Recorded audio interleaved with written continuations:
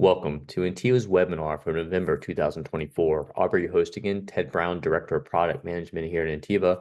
And today we're going to be talking about training and adoption for integrating AI-powered tools such as Copilot 365 into your business operation presents numerous opportunities for heightened productivity and efficiency. However, this integration is not without its challenges. Key hurdles often stem from lack of comprehensive training, insufficient user engagement, and inadequate ongoing support. In this presentation, we'll look at ways of addressing these challenges effectively so you can unlock the full potential of these advanced tools and ensuring the investment in AI yields substantial returns. As we get into this webinar, before we go into the training piece of it, there are some exciting Microsoft licensing updates I want to give before we get going. And then after that, we're going to go through a couple opportunities and challenges with training in collaboration with Copilot for 365. And I believe three main key steps to accelerating your path to success with Microsoft Copilot. So right off the bat, and I wish I had a drum roll because I would do a drum roll right now, but Microsoft has announced starting for December 1st, coming up in a couple weeks, that you have the capability of purchasing Microsoft Copilot for 365 on an annual commitment paid monthly. Previous, if you purchased Microsoft Copilot for 365, you had to pay an annual all upfront price of $360, which does come out to being about $30 per month per license you do, but you have to pay for it fully upfront for as many users as you need to have. So it can be a significant investment, especially for small to medium-sized businesses. Starting December 1st, we're going to be able to actually utilize the Microsoft annual commitment paid monthly. So you can actually purchase this and pay on a monthly commitment basis. There is one little gotcha on this. Microsoft will be charging a 5% increase for people utilizing the annual commitment paid monthly. So this will go from being a $30 license per month to being a $31.50 license per month if you want that flexibility of paying on a monthly basis. So pretty excited to hear about that because I know that's been some challenges for people entering into utilizing the AI toolset with Microsoft has to provide. And this offers being able to pay for your license just like you mostly pay for all your other licenses from Microsoft because it kind of matches up that annual commitment paid monthly. I do not think at the moment in time they're going to look at a monthly commitment SKU. I imagine that might be something coming up in the 2026 timeframe, but in the moment in time, you do have the capability of purchasing Copilot in two fashions. You can pay for it all up front, or you also have the ability to pay for it on a monthly basis. So pretty excited about that announcement.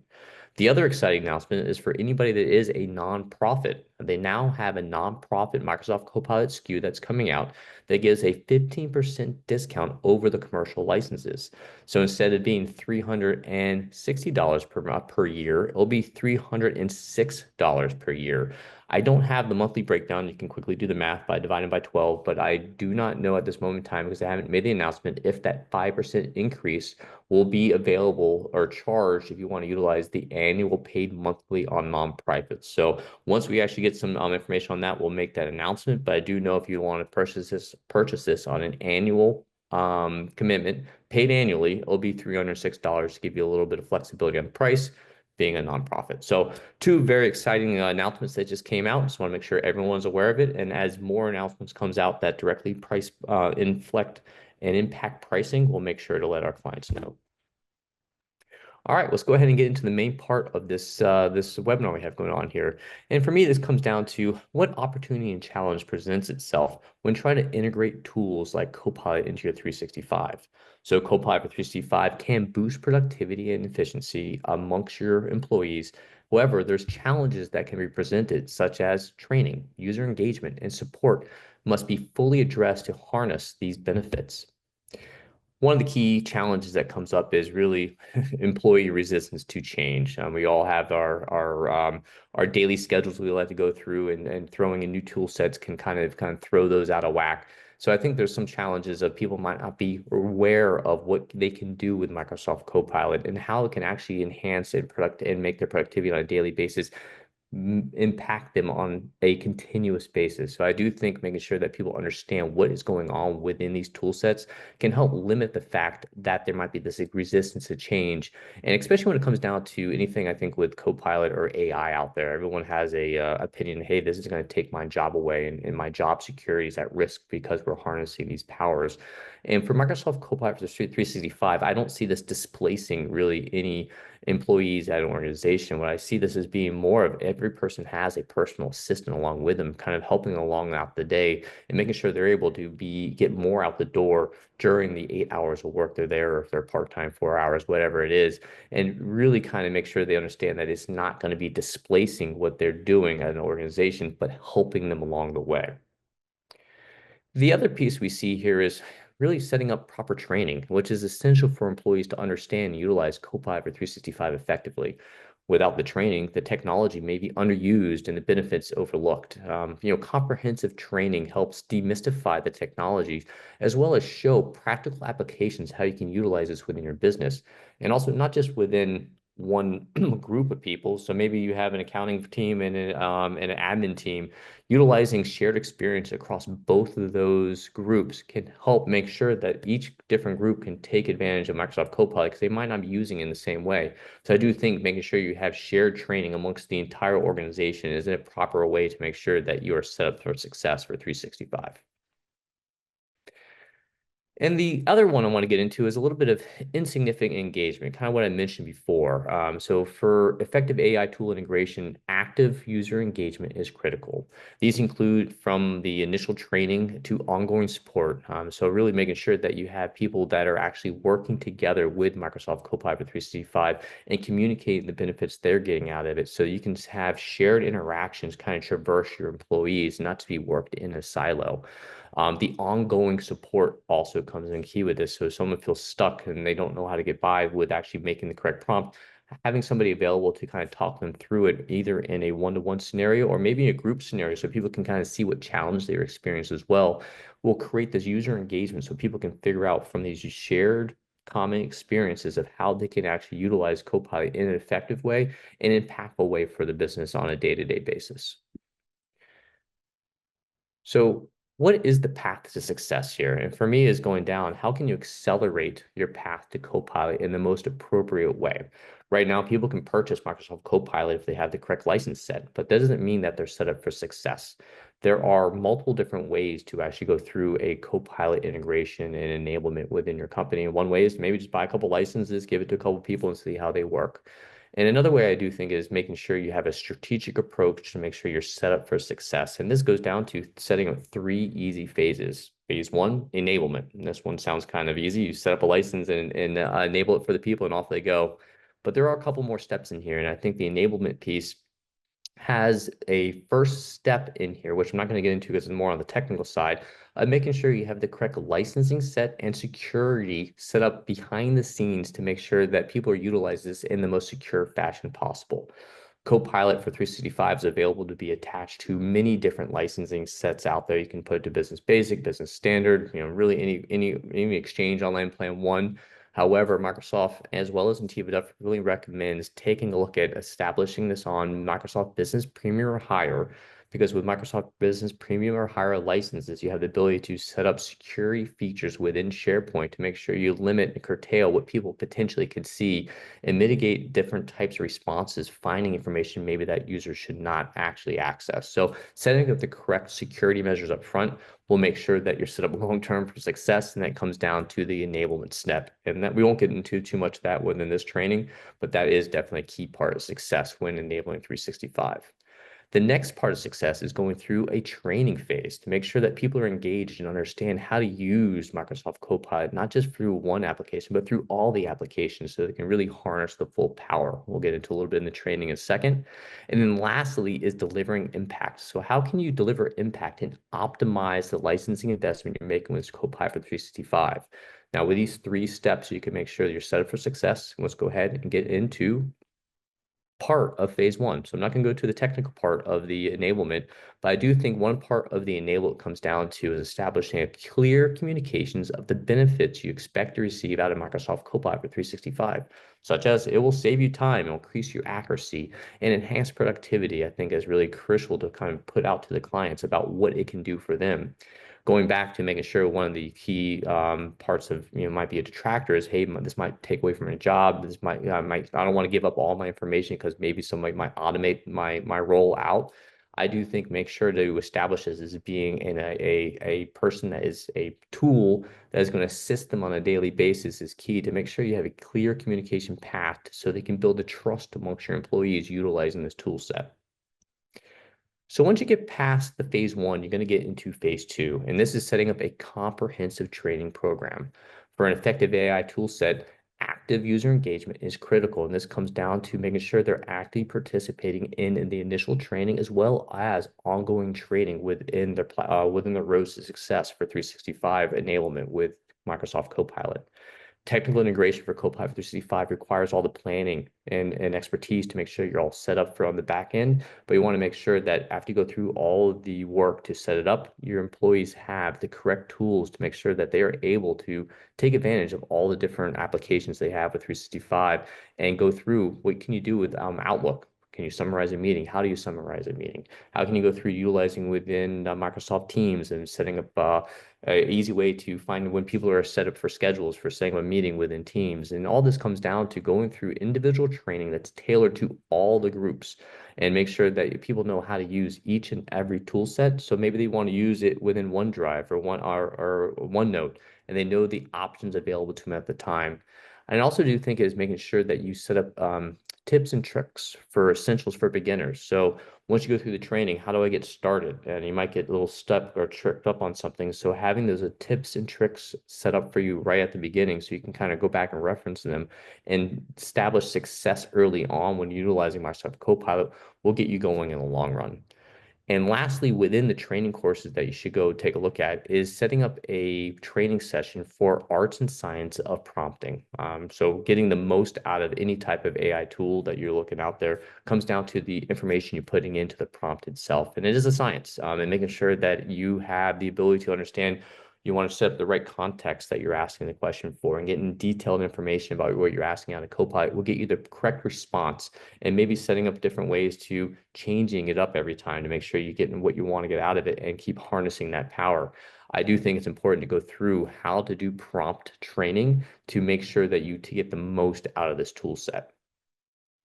And also within training programs, it's important not just to be a one-time type of training. It needs to be continuous training. So you start from the basic and the introductions, and then you advance to more advanced workshops as people get comfortable, but have it also be anything new coming out from Microsoft Copilot for 365. They're introducing new tools and new tricks and integrating it into all different platforms within the 365 ecosystem that you might not get right in the onset of training. So having this be something that has the capability of updating users about what has changed out there or what's coming up so people can get ahead of it will be key to success in making sure you're utilizing it across all the applications available to you.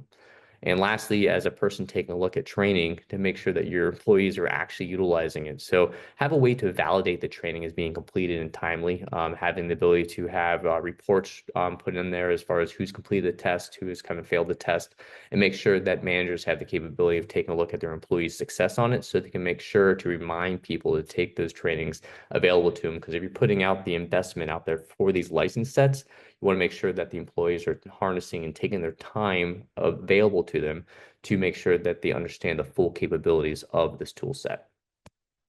And so after you've gone through the training, got people kind of excited about what this is going to do for them, I do think it comes down to encouraging user engagement. And this is going to become from fostering the ability of people working together. And it comes down to utilizing regular feedback sessions and user forums to create this camaraderie amongst each other utilizing this tool set. So as an organization takes a look at their AI journey, maybe they don't, or if a company of 50, maybe you don't launch to all 50 end users right off the bat. Maybe take a 10 to 15 people going through the initial onset of this and put them into a scenario where they meet on a bi-monthly, bi-weekly cadence, whatever it makes sense for you as an organization, and have the ability for them to all talk about their experience together.